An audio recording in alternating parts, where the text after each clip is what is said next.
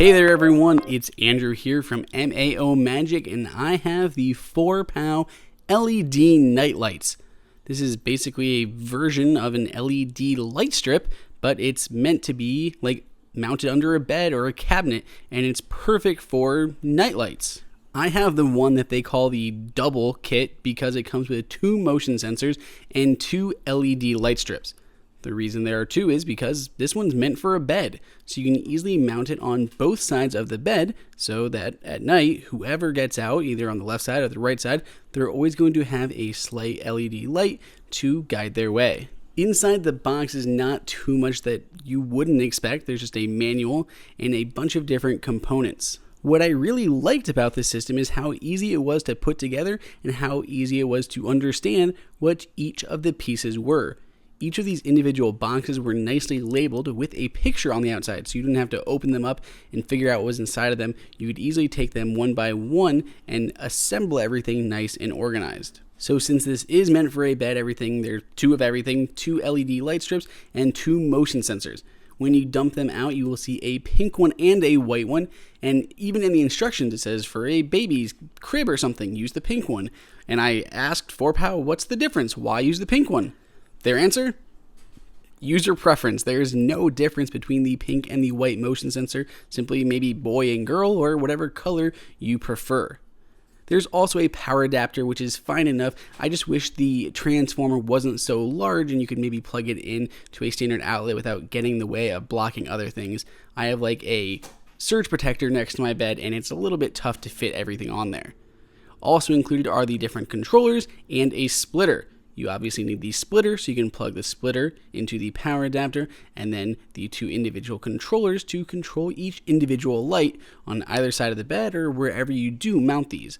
There's also a little packet of mounting hardware that basically just contains a few things like wire holders and additional sticky tabs. The LED lights come on little reels similar to Christmas lights, or more apt, something like the Philips Hue light strip, which I'm a huge fan of. This is a much cheaper version, but obviously you're losing that connectivity that the Philips Hue system would afford you.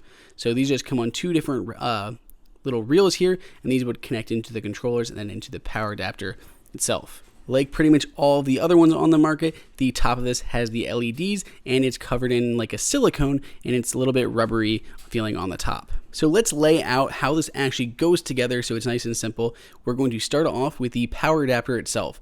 This is what's going to be plugged into the wall. So you'll plug this one power adapter in.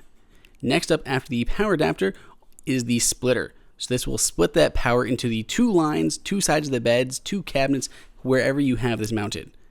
After the splitter comes the motion sensors themselves. We're going to attach the motion sensors next, followed by the actual controllers for the 2 sets of lights. Those are pretty small, but you do have to kind of keep track of the order of everything here. It's not that difficult because things can only plug in to certain things. So it's not like you're actually going to skip the controller because the LEDs have to plug into the controllers, which have to plug into the motion sensors. But that is it. That is the basic flow of how this is going to line up. They also were nice enough to give pretty lengthy cables for those motion sensors because this does have to stretch to both sides of the bed. So that was nice that those cords were nice and long. Now this is the controller that you're going to see. There are 3 different buttons on here. There's the color button that'll alternate the colors, the brightness button that'll allow you to dim or brighten the lights, and a power button. So if you want to manually turn this on or off, that is an option as well. So now I have gone ahead and actually assembled and installed this into 2 different locations. I have one here inside of the bathroom underneath the bathroom counter, so at night you can come in and have a little bit of light.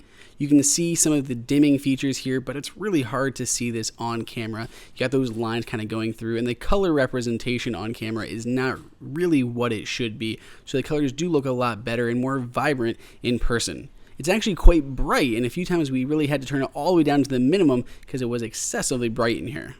I put mine inside of the bathroom, though it does work great under the bed, but I did have kind of a bed skirt, so it covered the lights and it didn't work great for me, but without a bed skirt, it works perfectly. There are 20 different color options, and you can pick up this 2-pack or this dual pack for $65 on Amazon, and of course the link is in the description below. So what do you guys think? Are these LED night lights kind of cool? Are these better than what you had when you were growing up? Let us know down below. Please subscribe, and until next time, this is Andrew for MAO Magic.